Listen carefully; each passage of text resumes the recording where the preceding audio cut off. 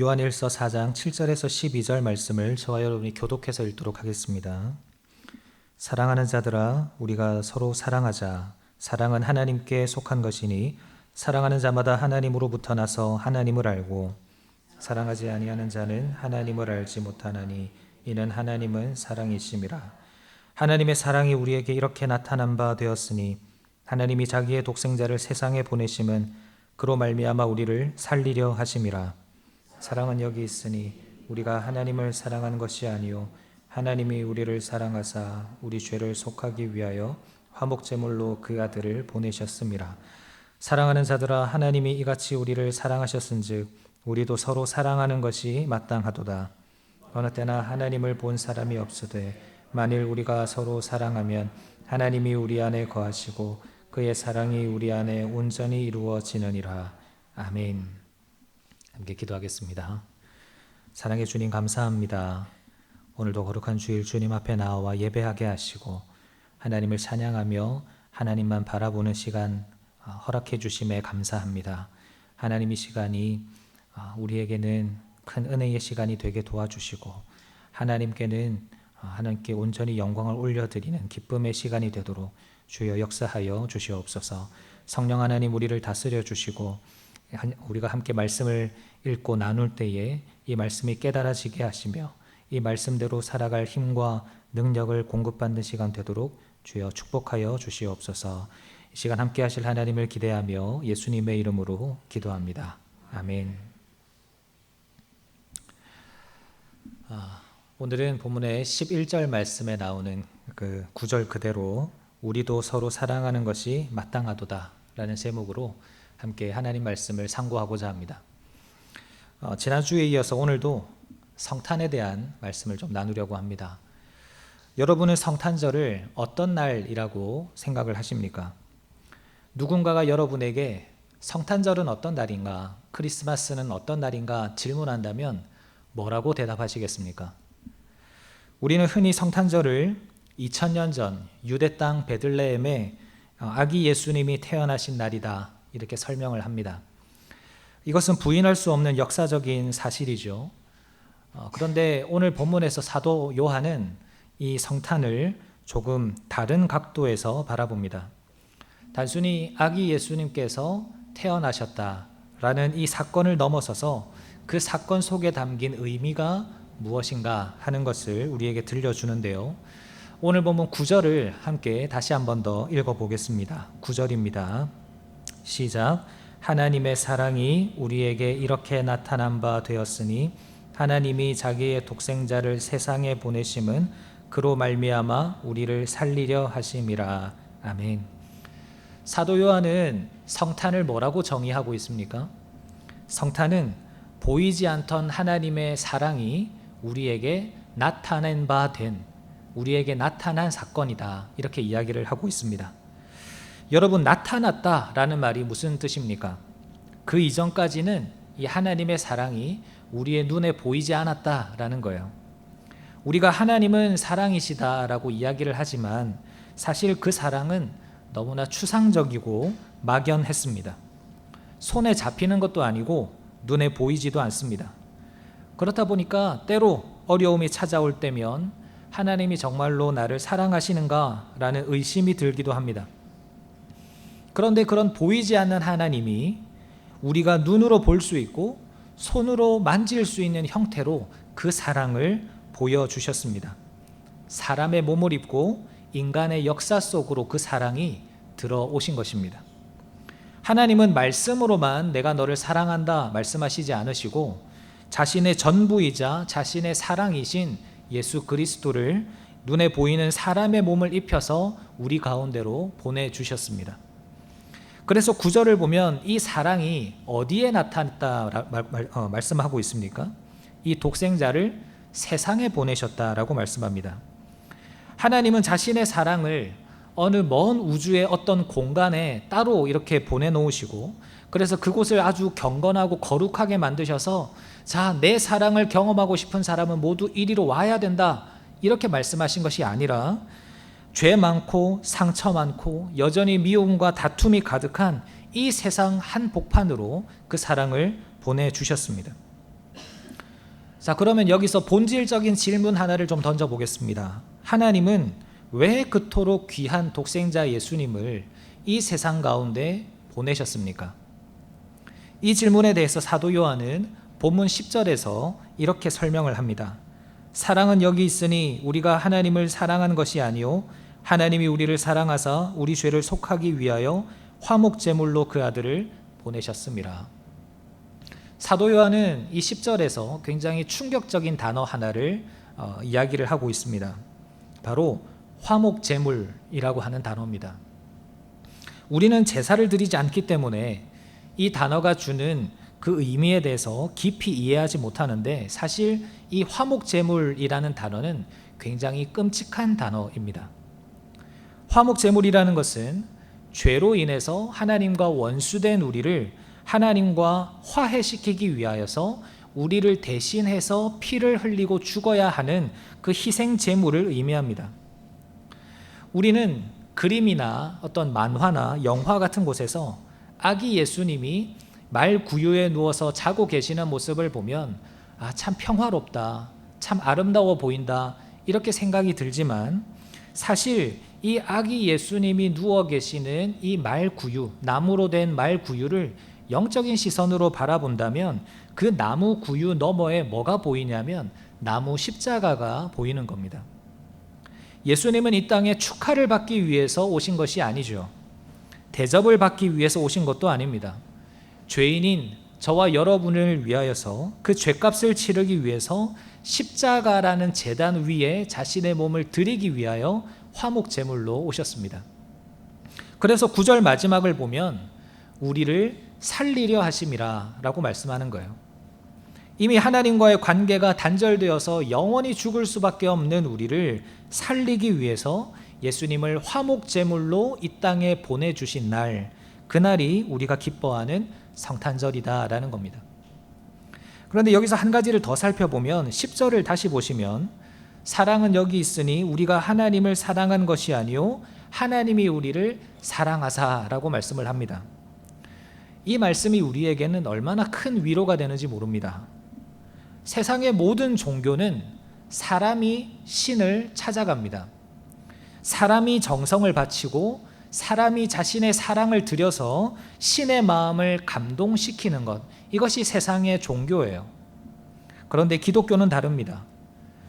사람은 하나님을 찾지 않습니다. 하나님을 사랑하지도 않습니다. 오히려 죄 가운데서 하나님을 무시하고 하나님을 대적합니다. 그런 사람을 향하여서, 그런 우리를 향하여서 하나님은 먼저 사랑을 시작하셨습니다.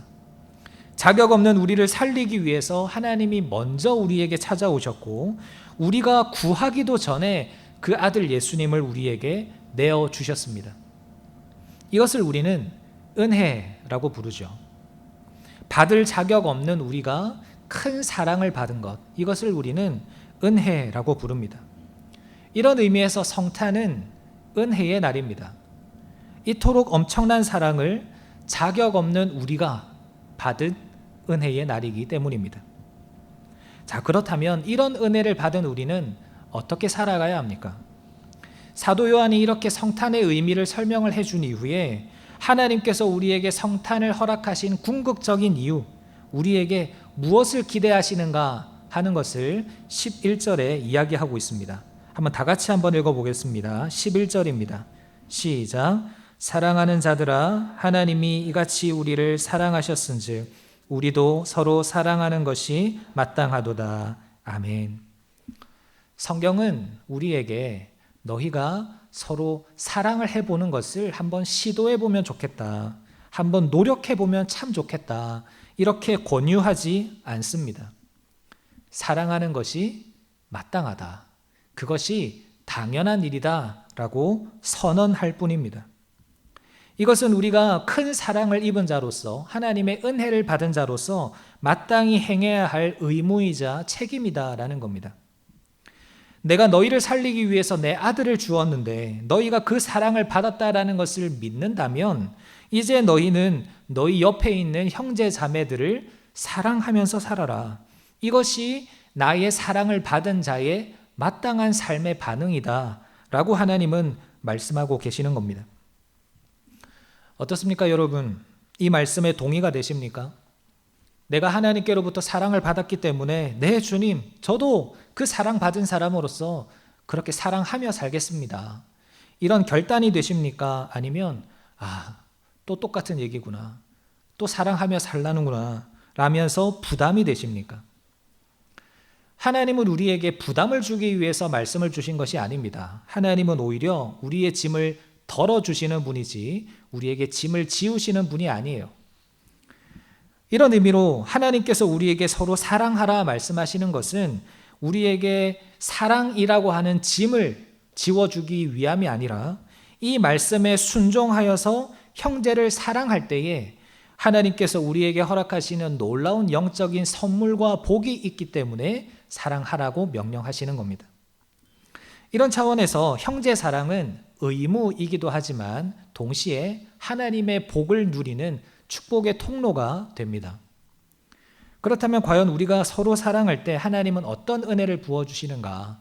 오늘 말씀을 통해서 좀 살펴보고자 합니다. 먼저 첫째로 우리가 형제를 사랑할 때 우리에게 주어지는 선물은 하나님을 깊이 알게 된다는 것입니다. 본문 7절과 8절을 보십시오. 사랑하는 자들아 우리가 서로 사랑하자. 사랑은 하나님께 속한 것이니 사랑하는 자마다 하나님으로부터 나서 하나님을 알고 사랑하지 아니하는 자는 하나님을 알지 못하나니 이는 하나님은 사랑이심이라. 사도 요한이 말하기를 성경을 많이 읽는 자가 하나님을 안다 이렇게 말하고 있지 않습니다. 기도를 많이 하는 자가 하나님을 안다라고도 말하고 있지 않습니다. 어떤 사람이 하나님을 압니까? 사랑하는 자가 하나님을 안다라고 말해요. 다르게 표현하면 아무리 신학 박사 학위가 있어도 아무리 성경을 100독 이상을 해도 아무리 하루에 기도를 5시간 이상 오래 한다라고 해도 형제를 사랑하지 않는 사람은 하나님을 알지 못한다라는 겁니다. 우리가 여기서 분명하게 해야 할 것이 하나님을 안다는 것이 무엇인가 하는 겁니다. 성경에서 안다라는 것은 두 가지 단계가 있습니다. 첫 번째는 쉐마, 들어서 아는 단계입니다. 성경을 읽다 보면 하나님께서 이스라엘아 들으라 이렇게 말씀을 하시죠. 히브리어로 보면 쉐마 이스라엘이라고 되어 있습니다. 귀로 들어서 아는 거예요. 설교를 듣고 성경을 공부하고 그래서 지식을 마음에 새기는 단계입니다. 이 쉐마는 너무나 중요합니다. 로마서 10장 말씀처럼 믿음은 들음에서 나기 때문입니다. 하나님이 어떤 분이신지, 예수님이 날 위해서 어떤 일을 행하셨는지 말씀을 통해서 우리가 배우지 않으면 우리는 맹목적인 신앙에 빠지기가 쉽습니다. 그래서 우리는 예배를 통해서, 설교를 통해서, 성경 공부를 통해서 하나님에 대해서 지식적으로 배우는 거예요. 이것이 신앙의 기초입니다. 그런데 하나님이 원하시는 것은 여기에 머물러 있는 것이 아닙니다. 반드시 그 다음으로 넘어가야 돼요. 그것이 경험적인 지식을 의미하는 야다입니다. 이 야다라는 단어는 부부간에 서로 안다라고 말할 때 쓰는 단어입니다. 부부가 함께 같이 살면서 서로에 대해서 깊이 체험하고 알게 되는 것처럼 경험적으로 아는 지식을 야다라고 부릅니다. 그런데 우리는 쉐마에는 탁월합니다. 설교도 많이 듣고 아는 것도 많습니다. 그런데 왜 우리가 하나님과 멀게 느껴질까요? 그것은 야다가 없기 때문입니다. 사도 요한은 오늘 본문에서 그 하나님을 아는 방법, 하나님을 야다하는 방법에 대해서 이야기하는데 그것이 무엇이라 말합니까? 형제를 사랑하는 것이다 라고 말합니다. 예를 하나 들어보겠습니다. 자녀들이 부모님을 아버지 어머니 사랑합니다. 제가 정말 존경합니다. 이렇게 이야기를 한다면 부모님의 입장에서는 너무 흐뭇하고 또 행복해 하시겠죠. 이렇게 부모님을 사랑하고 부모님을 존경하는 자녀라면 부모님에 대해서 너무나 잘 알 겁니다. 우리 부모님이 어떤 일을 하시고 어떤 음악을 좋아하시고 어떤 음식을 좋아하시고 또 여가 시간에는 뭘 하시고 이런 부모님에 대한 일들을 너무나 잘 알 거예요. 이렇게 부모님에 대해서 아는 것은 쉐마입니다. 지식적으로 아는 거예요. 물론 이것도 중요한 지식이지만 이것을 잘 안다고 해서 자녀가 부모의 마음을 알까요? 우리가 언제 부모의 마음을 안다라고 이야기를 합니까? 부모님 여러분 한번 대답해 보십시오. 자녀가 언제 부모의 마음을 알까요? 자기가 결혼해서 똑같은 자녀를 길러봐야 부모의 마음을 아는 거예요. 그래서 부모님들이 자꾸 자녀들이 속을 썩일 때 뭐라고 말씀하세요? 아유, 너도 커서 너 같은 애 낳아봐야 부모의 마음을 알 텐데. 내 속으로 낳은 자녀가 아파서 밤새 누워있을 때, 끙끙 앓고 있을 때 그 자녀를 간호하면서 뜬 눈으로 밤을 지새워 볼 때, 그리고 사춘기 자녀가 아빠 엄마가 나한테 해준 게 뭐가 있어? 소리 지르면서 방문을 쾅 닫고 들어갈 때, 그때 그 시간들을 보내면서 비로소 느끼는 거죠. 깨닫게 되는 거죠. 뭘 깨닫습니까? 아, 부모님이 나를 이렇게 키우셨구나. 그때 내가 속을 썩였을 때 부모님의 마음이 이랬겠구나. 그제서야 부모님의 마음을 머리가 아니라 가슴으로 알게 되는 거예요. 그것이 야다입니다.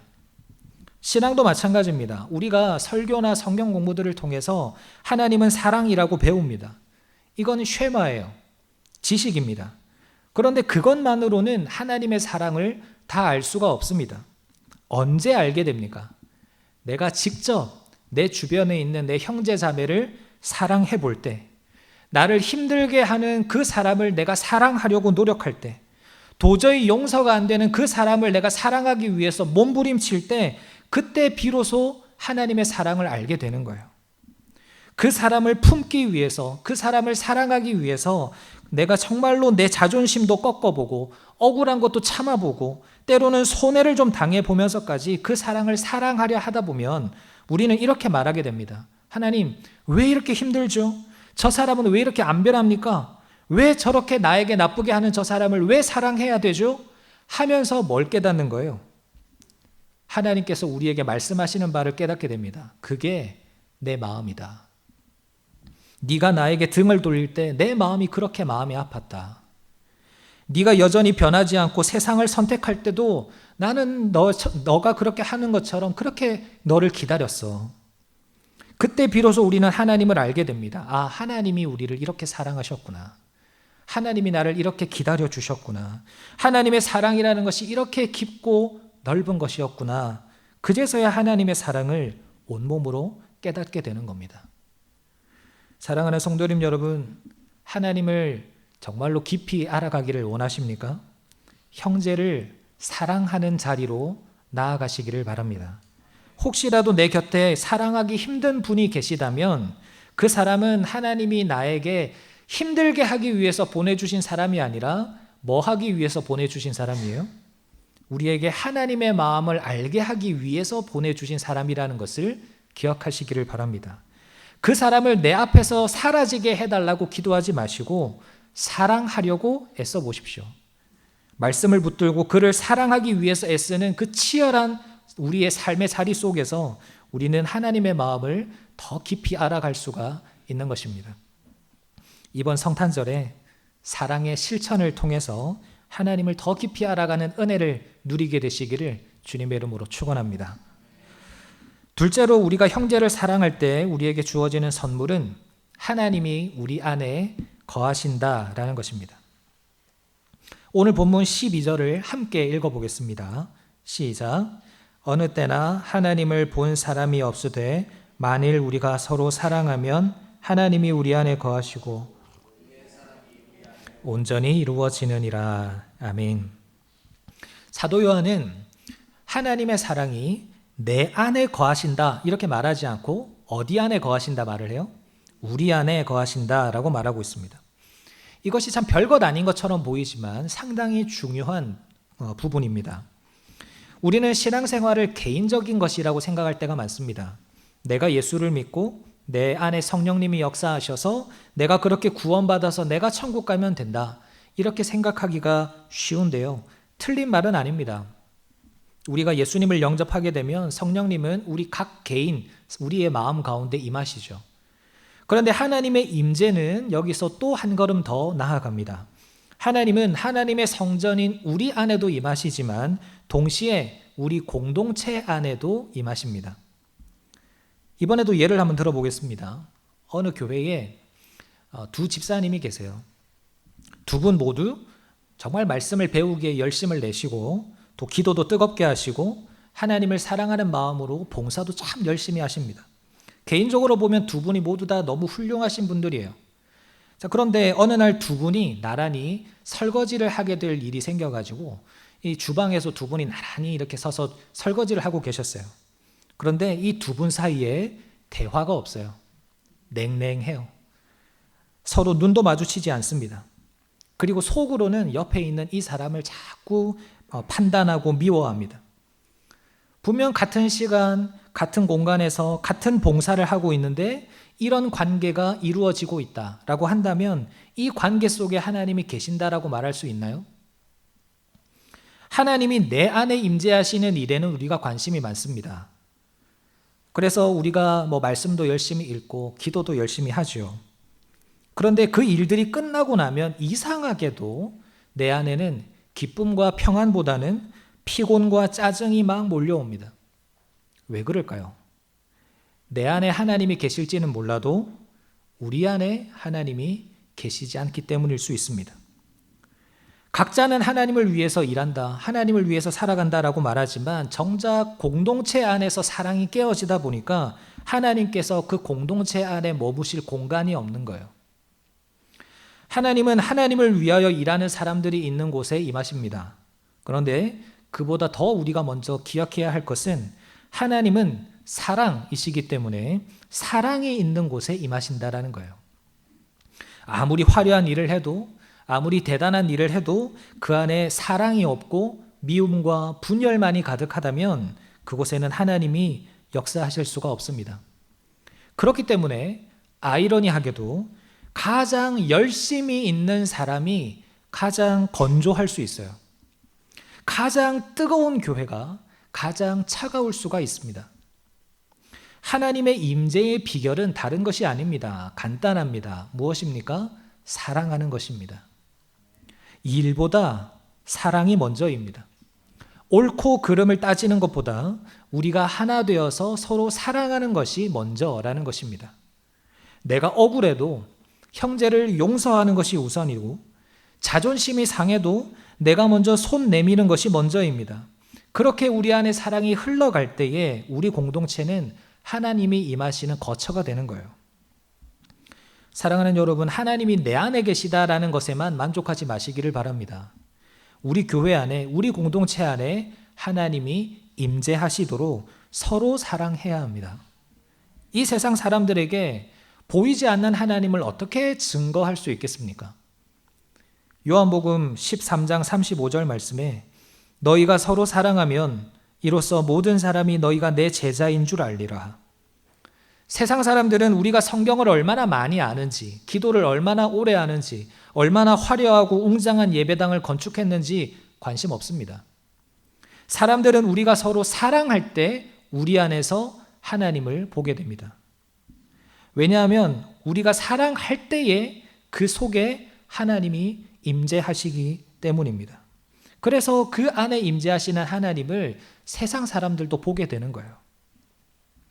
이번 성탄절은 우리가 서로 사랑함으로 우리뿐만이 아니라 이 세상 사람들에게도 하나님의 임재를 증명하는 귀한 통로의 역할을 감당하는 저와 여러분 되시기를 주님의 이름으로 축원합니다. 아멘. 마지막으로 우리가 형제를 사랑할 때 주어지는 선물은 하나님의 사랑이 완성된다라는 것입니다.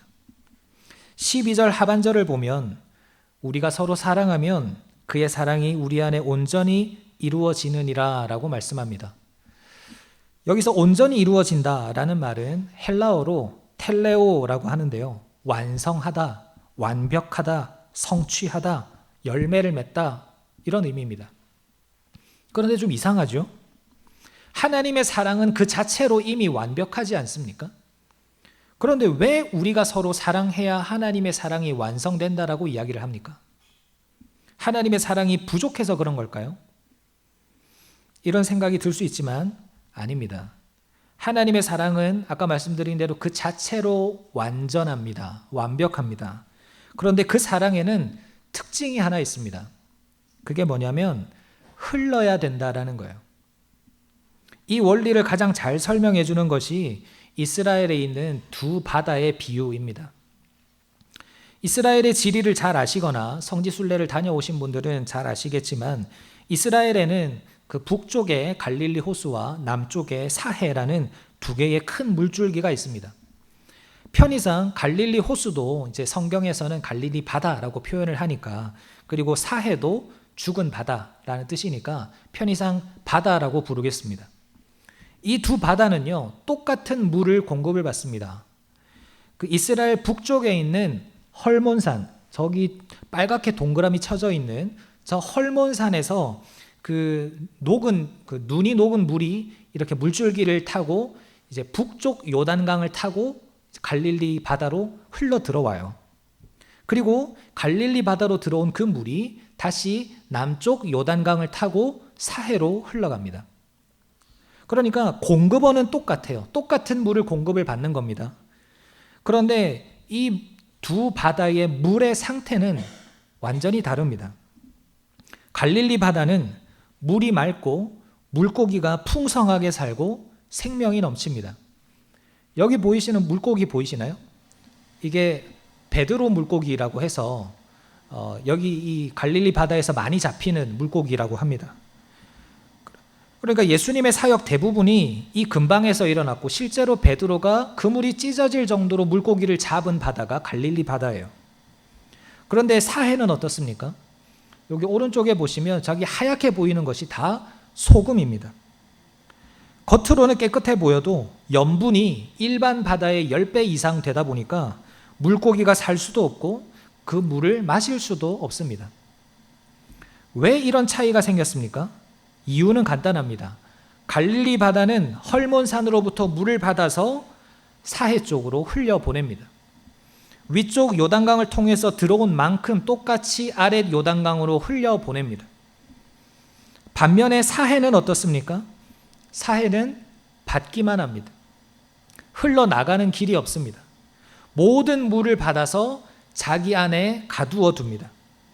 물이 들어와서 갇혀만 있으니까 그 뜨거운 태양볕에 증발하면서 염분만 남게 되고 결국 아무것도 살 수 없는 죽음의 바다가 되고 마는 겁니다.